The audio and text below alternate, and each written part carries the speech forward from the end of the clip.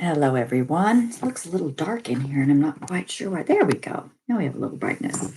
Welcome back. It's been a couple weeks since I sent one of these out.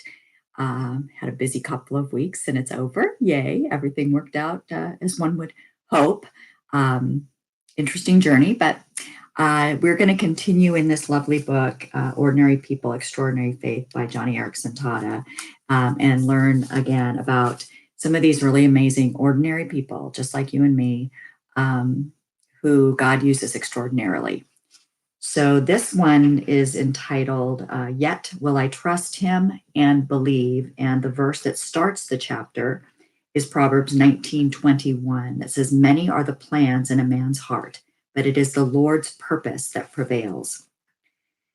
I was sequestered away behind a closed door, glued to my computer, when suddenly my coworker, Judy Butler, came bursting into my office waving a copy of USA Today. Look at what I just read. We can win this. I know we can. Win what? I said without looking up. It's the Bridge the World contest sponsored by KLM Airlines, celebrating their 75th anniversary. And all we have to do is write a 750-word essay telling how we would use 25 free airline tickets and all the cargo space we need to fly anywhere in the world to accomplish something that would bridge the world of differences between people. Judy paused to take a breath. I turned to look at the full-page ad in the newspaper. Silently, we read all about the contest details and deadlines. After we finished, we whispered simultaneously, "We can win this." We grabbed John Wern, director of Wheels for the World, from the hallway to show him the ad. Wheels for the World is a program of Johnny and Friends in which we collect used wheelchairs, refurbish them in prisons around the country, and then recruit teams of Christian physical therapists to travel with us overseas, not only to fit the wheelchair to needy disabled children and adults, but also to give them Bibles and to do disability ministry training in local churches. John, I said, I could easily write about how our ministry bridges the world of disability differences between disabled people around the world. Surely you could use the 25 free tickets to go anywhere in the world with wheelchairs and Bibles. What country should I write about? John his chin. A smile spread slowly across his face. I know just the place, he said. John proceeded to explain how earlier in the year, he and Wheels for the World had been in Ghana, West Africa, distributing wheelchairs and Bibles. The team had traveled 260 kilometers north of the capital of Accra to reach the town of Kumasi in the Ashanti region. It hadn't been easy. The dirt roads were rutted. Civil war was raging just north of the town. And it had been a dangerous journey. But our good African friend and sponsor, Willie Doe Agerhi, told us that the needs among the poverty-stricken disabled people in that region were desperate. He said, many more people showed up that day at the wheelchair distribution than we had wheelchairs for. Mothers, this is John speaking, not Willie, sorry. More people showed up that day at the wheelchair distribution center than we had wheelchairs for. Mothers had walked miles carrying their disabled children in slings on their backs. It broke my heart to tell them we had no more chairs, John said, his eyes filling with tears. But in the face of so much disappointment, these African women were so hopeful. They said to me, we know you'll come back. We know you'll return with more wheelchairs. So what did you say? I asked. I promised them we'd come back. But another trip to Africa isn't in your budget. All those families will be disappointed. And I stopped. The three of us looked at one another with hardly a word. We prayed, and I turned back to my computer and began writing our essay.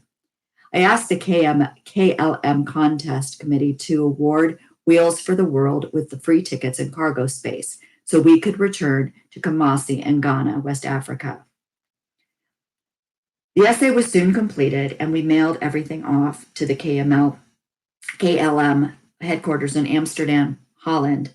2 days later, my husband Ken and Judy and I boarded a KLM plane to Budapest, Hungary, where Johnny and Friends was holding a conference for disability leaders in Eastern Europe. As we exited the plane and wheeled through the Amsterdam airport, we saw Bridge for the World contest contest posters everywhere. I smiled slyly at Ken after we passed the seventh poster and said, "See that? We're going to win." "Yeah, sure," he scoffed. "And I'm with the prize patrol from Publishers Clearinghouse Sweepstakes." Judy and I remained undaunted. John Wern, too. We tried to convince other coworkers that we were in the running to win, but it wasn't easy. One or two staff people even said, "Isn't that what you did? Isn't what you did a little like gambling?" Gambling? Is entering a contest considered wrong for a Christian? No, my conscience wasn't troubled, but I did respect their point of view. Anyway, before my mind had a chance to make much of it, we received a call from Amsterdam. Praise God, we had won the contest. I almost jumped out of my wheelchair. Out of 15,000 entries from around the world, we and 11 others were chosen as grand prize winners. It may have been a gamble to some, but we were now free to start sketching plans to return to Africa. 5 months later, 25 of us arrived in Amsterdam, where we were greeted and congratulated by the KLM executive team, bearing, whoops, almost skipped a page. That wouldn't have made sense if I continued going on. Or maybe I didn't. No, I guess not. They came bearing gifts, T-shirts, and 5 free cameras for our trip. Okay. Within a couple of hours, we were off to Africa in a KLM 747 loaded with wheelchairs and other adaptive equipment for blind and mentally handicapped people. As we flew south over the Sahara Desert, I kept thinking about the families in the little town of Kumasi. I thought about the photos I had seen of the heart-wrenching poverty. I also kept thinking about Willie Doag Betty, who was helping us arrange this exciting trip to his country. I couldn't think of a finer, more believing Christian to work with us in Africa than this dear gentleman. Of course, back then, my friend with Willie was still new. I hadn't realized that ever since 1976, God had been preparing us both to minister to hurting people. Back in the 70s, when I was asking God to show me a way he could use me, Willie was in West Africa doing the same thing. I was living in a middle-class suburban neighborhood in America. Willie was a struggling graduate student of journalism, wanting very much to show the love of God to the needy people in his home country of Ghana. He got that chance when he moved to a new neighborhood, Osi, a suburb of the Ghanaian capital city, Accra. Suddenly, he came face to face with an aspect of life totally new to him. A ragged neighborhood boy, crippled by polio, crawled past his apartment on all fours. Day after day, Willie watched the young man inching his way along the rock-strewn dirt path. Even when the rain turned the road to a river of mud, he crawled by. Who was this boy? Asking around, Willie learned that the boy's father, a medical doctor, had disowned him, and that his mother was completely overburdened by the tragedy that had struck her family. There was no government help available, and his neighbors cared nothing about him. Completely ostracized, he had been tossed out to languish on the fringes of society. That meant a life of loneliness, hopelessness, and crushing poverty. Willie was shocked by the sight of the boy struggling along on thickly calloused knees and hands protected by only 2 thin rubber sandals. But whenever he insisted, "We've got to do something," his suggestion was met by disinterested shrugs. He was so disturbed he couldn't sleep at night. When he did manage to doze off, he was plagued by nightmares about the boy with the shriveled legs who crawled past his window. Looking back on that time, Willie told me, deep within me, I knew I could not leave that young man alone. It just would not be right. Willie did his best to help the boy. He encouraged him to stay in school and walked with him every day.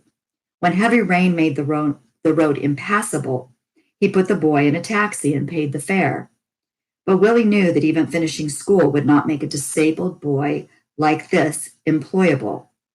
When Willie talked to him about what he might want to do to support himself, the boy said he would like to be an accounts clerk. So Willie went to work scouting libraries for foreign organizations that would be willing to help the boy, by now a young man, achieve his goal. He was able to go to London for training, but when he came back, he still couldn't find a job. Sounds pretty discouraging, doesn't it? Not much of a start on a helping ministry. But Willie never stopped believing he was doing what God wanted him to do. And a strange thing happened. Disabled people from all over the area began to descend on Willie's small apartment. From early morning until late at night, they came, pleading with him for help. Willie was overwhelmed. He had nothing to give them, no money, no office to meet in and listen to their stories, no place to refer them. But instead of helplessly wringing his hands or locking his door, Willie fell to his knees before God, the source of his faith and the provider of his needs. God, I need your help, Willie cried. I can do nothing in this situation. I am trusting you, Lord, to show me what to do. But God was silent. Yet, Willie trusted him and believed. With no money, he was going to help this community of people. It was the right thing to do for the people themselves and to honor the God in which he believed in and placed his trust. The very first young man Willie helped went to work as the liaison between Willie and the other disabled people. He brought in another disabled young man who became Willie's organizer, going from house to house with messages for the disabled. Together, they formed the Disabled Talent Society to help the disabled help themselves. But they had nothing. They had absolutely nothing. Still, Willie believed. The society fell apart because they had nothing to give. Still, Willie believed. The next year, as he completed his journalism training, he got an idea. Why not start a newsletter for the disabled? He could collect information on resource organizations and publish it along with directions for applying for assistance. For 6 years, Willie kept the newsletter going, and to a degree, it was successful. But people still flocked to him for help. They were coming as far as Nigeria and the Ivory Coast. But what did he have to give them? He continued to pray, but he could discern no answer. Yet, Willie trusted God, and he believed. It's not to say that there was no help at all. The Information Services Project of the United Nations did offer support, though not in the form of money. They sent materials, lots and lots and lots of materials. This was surely from God, Willie reasoned, but how was he going to do anything with all of these materials? He asked if God was there. I'm not sure exactly what I would do if I was in the same situation. I'm afraid I might tell all those people to go home and go back to my journalism, but not Willie.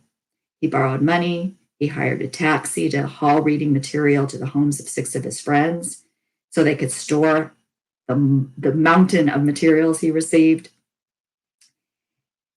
And for several weeks, he slept in his own apartment in the midst of all these brochures. Willie wrote a letter to the UN saying, "Thanks, guys, for the help, but please, no more materials." Yes, he was frustrated, and yes, he was overwhelmed, but he was a man of great faith. Because he was certain God wanted him to minister to the disabled, he never doubted that God would enable him to do it. The only questions were how and when. In 1990, he recruited 3 pastors and a few friends from different churches to begin developing special ministries for the disabled in the churches. They called it Omnibility. On the day it was launched, Willie invited the press to attend. They came and listened attentively as he laid out his grandiose plans for the disabled all over Ghana. But then one pressman asked, "Sir, your plans seem to present a very good solution to the plight of the disabled in this society. But, sir, how are you going to finance it all?" He was speechless. He had been too busy planning to think about the mundane details of money. But then, with complete conviction, he said, "God will provide." The press didn't carry one single sentence on the launch or on the plans. But still, Willie had no doubt that he was doing what God wanted him to do. He still believed. He was seeking direction from God. And then finally spoke. One evening, Willie went to a Christian bookstore and he saw a copy of my book, All of God's Children, How to Minister to Persons with Disabilities. He bought that book and he started reading. He started reading it in the bookstore and then he paid for the book and took it home. And by midnight, he had finished reading it. By dawn, he had completed a letter to me. And you can believe I answered that letter the day I received it. "William," I wrote, "where have you been all these years?" The hand of God had brought us together. Though neither of us could have seen it, this was the very thing both of us had been praying for.